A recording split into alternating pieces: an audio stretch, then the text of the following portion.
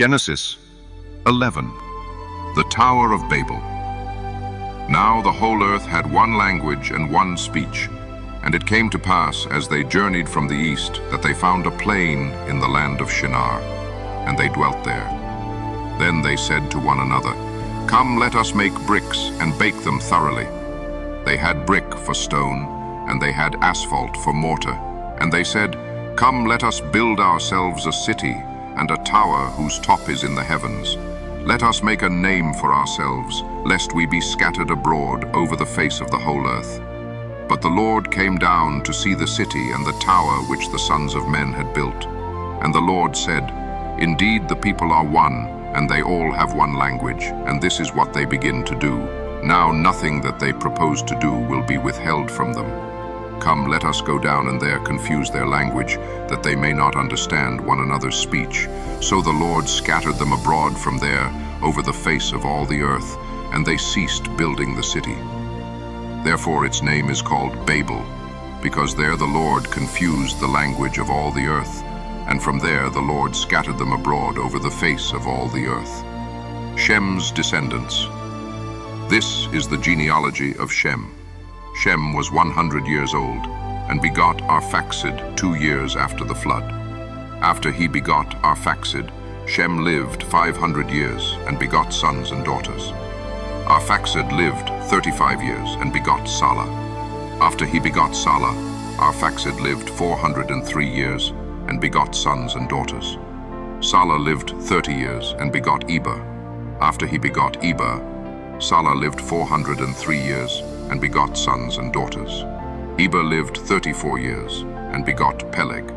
After he begot Peleg, Eber lived 430 years, and begot sons and daughters. Peleg lived 30 years, and begot Reu.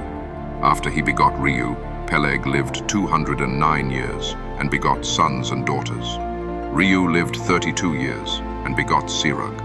After he begot Serug, Reu lived 207 years, and begot sons and daughters. Serug lived 30 years, and begot Nahor. After he begot Nahor, Serug lived 200 years, and begot sons and daughters. Nahor lived 29 years, and begot Terah. After he begot Terah, Nahor lived 119 years, and begot sons and daughters. Now Terah lived 70 years, and begot Abram, Nahor, and Haran. Terah's descendants. This is the genealogy of Terah. Terah begot Abram, Nahor, and Haran. Haran begot Lot, and Haran died before his father Terah in his native land, in Ur of the Chaldeans. Then Abram and Nahor took wives. The name of Abram's wife was Sarai, and the name of Nahor's wife Milcah, the daughter of Haran, the father of Milcah, and the father of Iscah. But Sarai was barren, she had no child.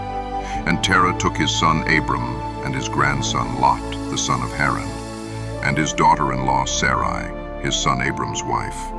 And they went out with them from Ur of the Chaldeans to go to the land of Canaan. And they came to Haran and dwelt there. So the days of Terah were 205 years, and Terah died in Haran. Genesis 12. Promises to Abram.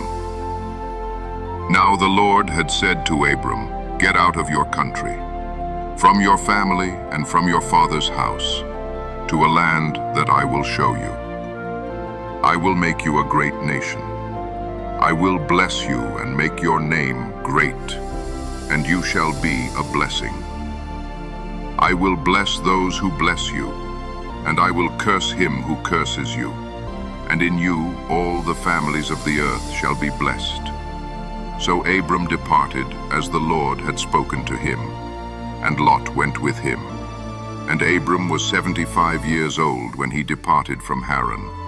Then Abram took Sarah his wife, and Lot his brother's son, and all their possessions that they had gathered, and the people whom they had acquired in Haran, and they departed to go to the land of Canaan. So they came to the land of Canaan. Abram passed through the land to the place of Shechem, as far as the terebinth tree of Moreh, and the Canaanites were then in the land. Then the Lord appeared to Abram and said, To your descendants I will give this land. And there he built an altar to the Lord who had appeared to him. And he moved from there to the mountain east of Bethel, and he pitched his tent, with Bethel on the west and Ai on the east. There he built an altar to the Lord, and called on the name of the Lord. So Abram journeyed, going on still toward the south. Abram in Egypt. Now there was a famine in the land, and Abram went down to Egypt to dwell there, for the famine was severe in the land. And it came to pass, when he was close to entering Egypt, that he said to Sarai his wife, "Indeed, I know that you are a woman of beautiful countenance. Therefore it will happen, when the Egyptians see you, that they will say, 'This is his wife.' And they will kill me, but they will let you live. Please say you are my sister, that it may be well with me for your sake, and that I may live because of you." So it was, when Abram came into Egypt, that the Egyptians saw the woman, that she was very beautiful. The princes of Pharaoh also saw her, and commended her to Pharaoh. And the woman was taken to Pharaoh's house. He treated Abram well for her sake. He had sheep, oxen, male donkeys, male and female servants, female donkeys and camels. But the Lord plagued Pharaoh and his house with great plagues because of Sarai, Abram's wife. And Pharaoh called Abram and said, "What is this you have done to me? Why did you not tell me that she was your wife? Why did you say, 'She is my sister'? I might have taken her as my wife. Now therefore, here is your wife. Take her and go your way." So Pharaoh commanded his men concerning him, and they sent him away with his wife and all that he had. Genesis 13. Abram headers Canaan. Then Abram went up from Egypt, he and his wife and all that he had, and Lot with him, to the south. Abram was very rich in livestock, in silver, and in gold. And he went on his journey from the south as far as Bethel, to the place where his tent had been at the beginning, between Bethel and Ai, to the place of the altar which he had made there at first. And there Abram called on the name of the Lord. Lot also, who went with Abram, had flocks and herds and tents. Now the land was not able to support them, that they might dwell together, for their possessions were so great that they could not dwell together. And there was strife between the herdsmen of Abram's livestock and the herdsmen of Lot's livestock. The Canaanites and the Perizzites then dwelt in the land.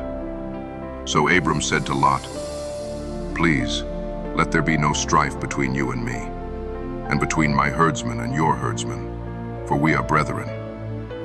Is not the whole land before you? Please, separate from me. If you take the left, then I will go to the right. Or, if you go to the right, then I will go to the left." And Lot lifted his eyes and saw all the plain of Jordan, that it was well watered everywhere, before the Lord destroyed Sodom and Gomorrah, like the garden of the Lord, like the land of Egypt, as you go toward Zoar. Then Lot chose for himself all the plain of Jordan, and Lot journeyed east. And they separated from each other. Abram dwelt in the land of Canaan, and Lot dwelt in the cities of the plain, and pitched his tent even as far as Sodom. But the men of Sodom were exceedingly wicked and sinful against the Lord. And the Lord said to Abram, after Lot had separated from him, "Lift your eyes now, and look from the place where you are, northward, southward, eastward, and westward. For all the land which you see I give to you and your descendants forever. And I will make your descendants as the dust of the earth, so that if a man could number the dust of the earth, then your descendants also could be numbered. Arise, walk in the land through its length and its width, for I give it to you." Then Abram moved his tent, and went and dwelt by the terebinth trees of Mamre, which are in Hebron, and built an altar there to the Lord. Genesis 14, Lot's captivity and rescue. And it came to pass in the days of Amraphel king of Shinar, Arioch king of Elasar, Kedorlaomer king of Elam, and Tidal king of nations, that they made war with Bera king of Sodom, Birsha king of Gomorrah, Shinab king of Admah, Shemeber king of Zeboim, and the king of Bela, that is, Zoar. All these joined together in the valley of Siddim, that is, the Salt Sea. 12 years they served Kedorlaomer, and in the 13th year they rebelled. In the 14th year Kedorlaomer and the kings that were with him came and attacked the Rephaim in Ashtaroth Karnaim, the Zuzim in Ham, the Emim in Shaveh Kiriathaim, and the Horites in their mountain of Seir, as far as El Paran, which is by the wilderness. Then they turned back and came to En Mishpat, that is Kadesh, and attacked all the country of the Amalekites, and also the Amorites who dwelt in Hazazon Tamar. And the king of Sodom, the king of Gomorrah, the king of Admah, the king of Zeboim, and the king of Bela, that is Zoar, went out and joined together in battle in the valley of Siddim against Kedorlaomer, king of Elam, Tidal, king of nations, Amraphel, king of Shinar, and Arioch, king of Elasar, 4 kings against 5. Now the valley of Siddim was full of asphalt pits, and the kings of Sodom and Gomorrah fled. Some fell there, and the remainder fled to the mountains. Then they took all the goods of Sodom and Gomorrah, and all their provisions, and went their way. They also took Lot, Abram's brother's son, who dwelt in Sodom, and his goods, and departed. Then one who had escaped came and told Abram the Hebrew, for he dwelt by the terebinth trees of Mamre the Amorite, brother of Eshcol and brother of Aner, and they were allies with Abram. Now when Abram heard that his brother was taken captive, he armed his 318 trained servants who were born in his own house, and went in pursuit as far as Dan. He divided his forces against them by night, and he and his servants attacked them and pursued them as far as Hobah, which is north of Damascus. So he brought back all the goods, and also brought back his brother Lot and his goods, as well as the women and the people. And the king of Sodom went out to meet him at the valley of Shaveh, that is, the king's valley, after his return from the defeat of Kedorlaomer and the kings who were with him, Abram and Melchizedek. Then Melchizedek, king of Salem, brought out bread and wine. He was the priest of God Most High. And he blessed him and said, Blessed be Abram of God Most High, possessor of heaven and earth, and blessed be God Most High, who has delivered your enemies into your hand. And he gave him a tithe of all. Now the king of Sodom said to Abram, Give me the persons and take the goods for yourself. But Abram said to the king of Sodom, I have raised my hand to the Lord God Most High, the possessor of heaven and earth, that I will take nothing from a thread to a sandal strap, and that I will not take anything that is yours, lest you should say, I have made Abram rich, except only what the young men have eaten, and the portion of the men who went with me, Aner, Eshcol, and Mamre, let them take their portion. Genesis 15, God's covenant with Abram. After these things, the word of the Lord came to Abram in a vision, saying, Do not be afraid, Abram. I am your shield, your exceedingly great reward.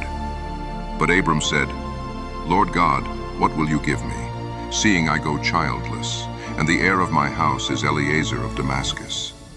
Then Abram said, Look, you have given me no offspring. Indeed, one born in my house is my heir. And behold, the word of the Lord came to him, saying, This one shall not be your heir, but one who will come from your own body shall be your heir. Then he brought him outside and said, Look now toward heaven, and count the stars if you are able to number them. And he said to him, So shall your descendants be.